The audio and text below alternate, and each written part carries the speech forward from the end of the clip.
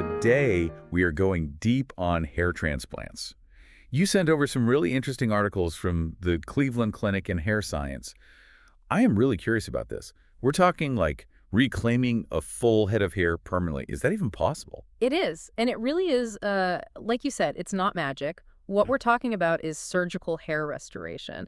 And like your sources point out, it's something that's usually considered after other treatments haven't worked. Okay, so this is for people dealing with the real deal, like the kind of hair loss that's not coming back on its own. Exactly, permanent hair loss. And the core concept, which both the Cleveland Clinic and Hair Science articles explain well, is grafting. It's taking healthy hair follicles from one part of your scalp and moving them to the areas where you're thinning or balding. So I always thought this was like strictly a plastic surgeon thing. But the Cleveland Clinic article mentions dermatologists doing this too. What's that all about? Yeah, it's interesting, right? Because dermatologists specialize in skin and hair conditions. They're often the first line of defense when it comes to hair loss.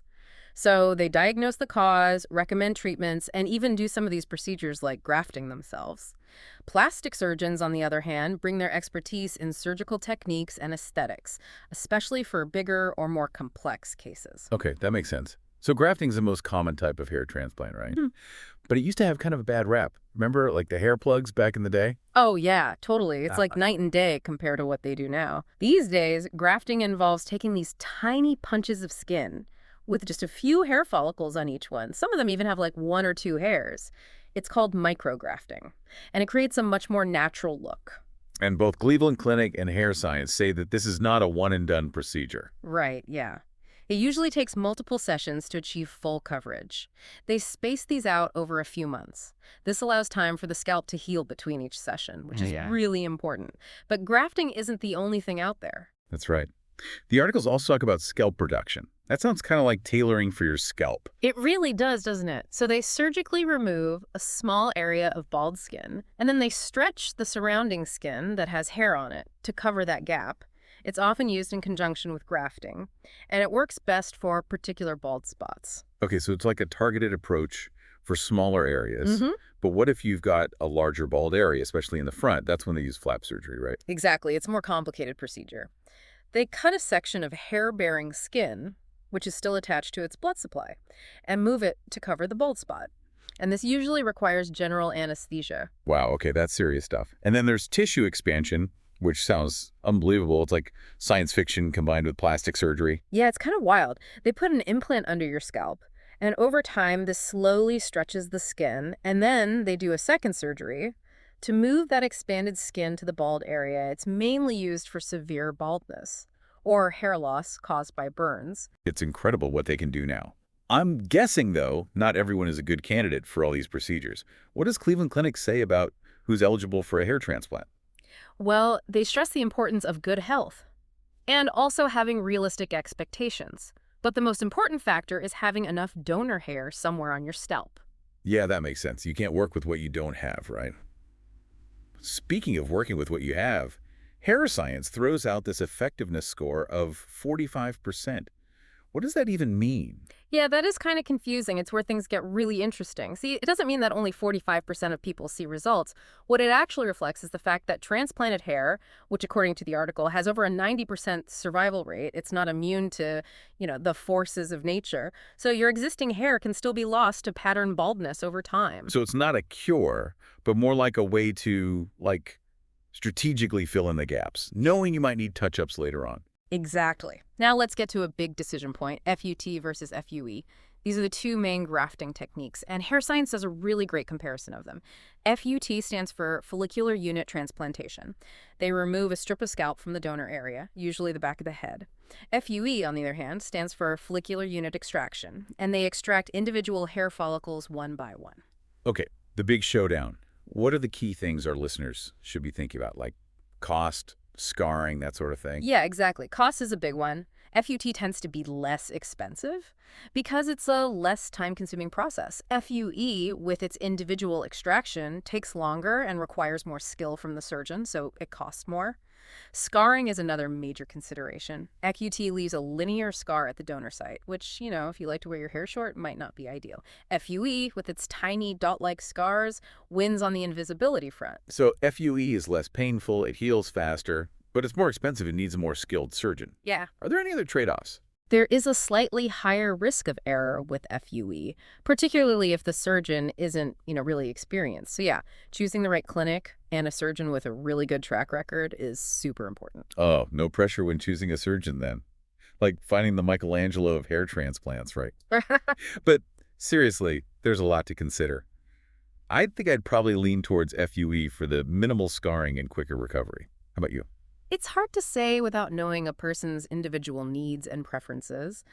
Some people might be more concerned about the cost, while others are more focused on minimizing any scarring. It's a very personal decision. And it's amazing how far we've come from those old hair plugs, right?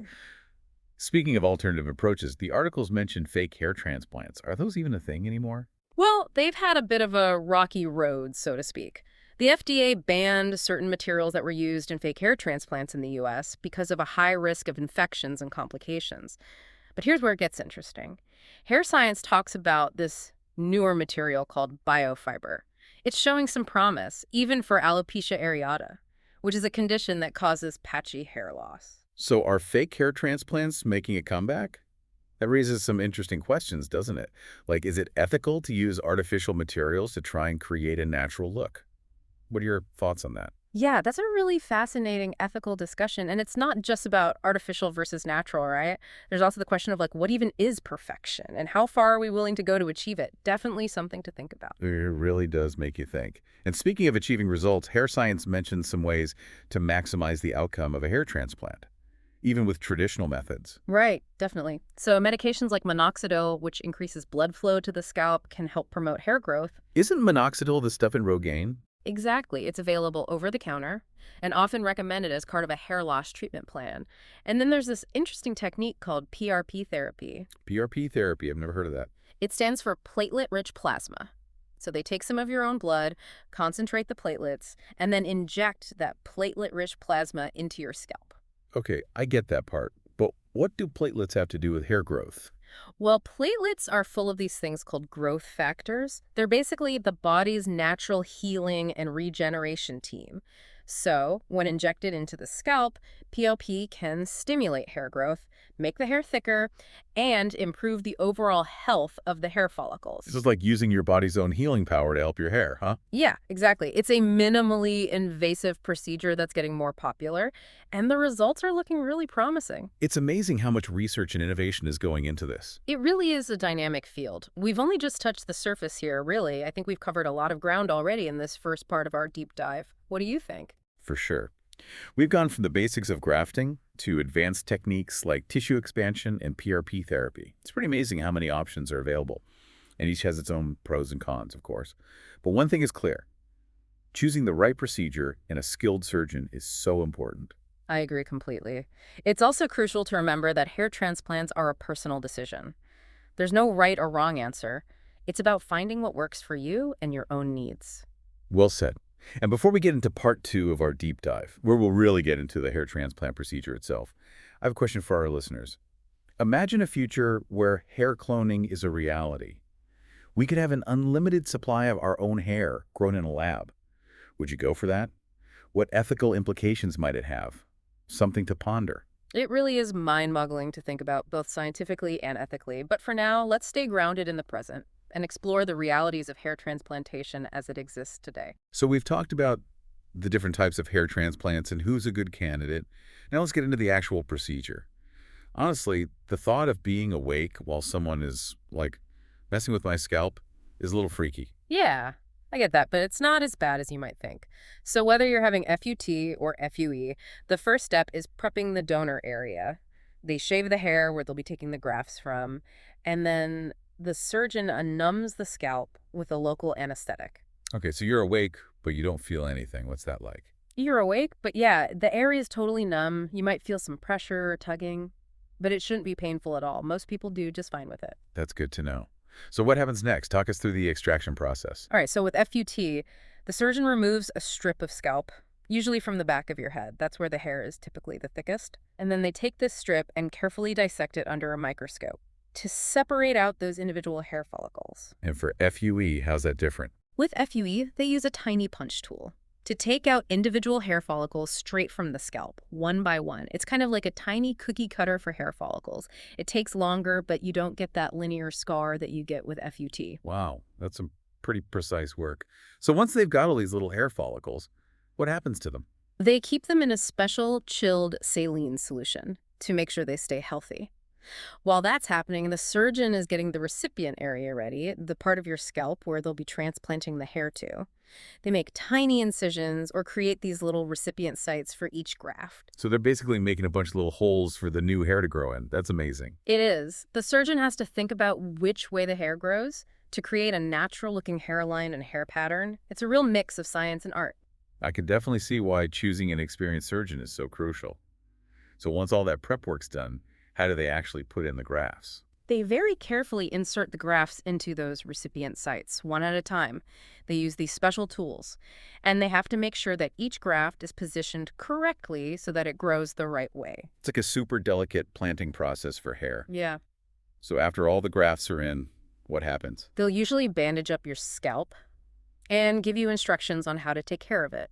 You'll need to avoid any strenuous activity and certain hair products for a while. And you'll probably have follow-up appointments so they can check on how you're healing. Sound like a lot of TLC is needed. Yeah. What about recovery in general? What's the timeline like? And how much discomfort is involved? Great questions. With both FUT and FUE, you can expect some swelling and redness, and maybe some scabbing for a few days after. That's totally normal, just part of the healing process. And what about pain? How do people manage that? Most people just need over-the-counter pain meds. Your surgeon might also give you something for itching or inflammation. It really depends on the person. And how long does it take for the scalp to completely heal? Usually about 10 days to 2 weeks for the initial healing. Now here's the thing. Sometimes the transplanted hair might fall out in those first few weeks. Wait, seriously? You go through this whole procedure and then the hair falls out? It happens sometimes. It's called shock loss, but it's totally normal. Don't freak out. The follicles are still there, and new hair will start to grow from them in a few months. Phew, okay, good to know. I can imagine that'd be kind of alarming to see your new hair shedding like that. Yeah. So patience is key here. This is not an overnight fix, right? No, it's definitely a process. It takes time for that new hair to grow and for the final results to be visible. You might not see the full effect for up to a year, maybe even longer. It's a commitment for sure. It's a journey, not a sprint, as they say. And speaking of commitment, choosing the right surgeon is probably the biggest thing in all of this, right? Absolutely. A good surgeon can really make all the difference. There are a few things you definitely want to keep in mind when you're making your decision. Okay, break it down for us. What are the absolute must-haves when picking a hair transplant surgeon? First and foremost, they have to be board certified. That means they've had the right training and expertise in hair restoration surgery. You don't want someone learning on the job with this. Yeah, for sure. What else should we be looking for? Experience is important. Look for a surgeon who's done a lot of successful transplants, especially the specific type you're interested in, whether it's FUT or FUE. Don't be afraid to ask to see before and after photos of their patients. Like checking out an artist's portfolio, right? Mm-hmm. Anything else? Pay attention to how they communicate with you. Do they really listen to your concerns? Do they explain things in a way that you understand? You want a surgeon who's patient and approachable, someone who's willing to work with you to get the results you're looking for. You need to feel like you're in good hands, basically. It's not just technical skill, it's also finding someone you trust. Exactly. And one last thing. Think about the reputation of the clinic or practice. Look for a well-respected place. With a team of experienced professionals who can provide great care throughout the whole process, it's a team effort, really. Yeah. So we've talked about the procedure, the recovery, and finding the right surgeon. What about the long-term picture? What can someone expect after they've had a hair transplant? Well, it's important to remember that a transplant isn't a cure for hair loss. The hair they transplant is permanent, but the hair you already have might keep thinning or falling out over time, especially if you're prone to pattern baldness. So are touch-ups something that people need to factor in? It's definitely a possibility. Lots of people choose to have more procedures later on to keep the hair density they want. It's about managing expectations, really. Right, that makes sense. Yeah. Are there any lifestyle changes that could help keep the results looking good? Absolutely. A healthy lifestyle is key for healthy hair, whether you've had a transplant or not. Things like eating a balanced diet, managing stress, not smoking, those are good habits for everyone to have. Good life advice in general.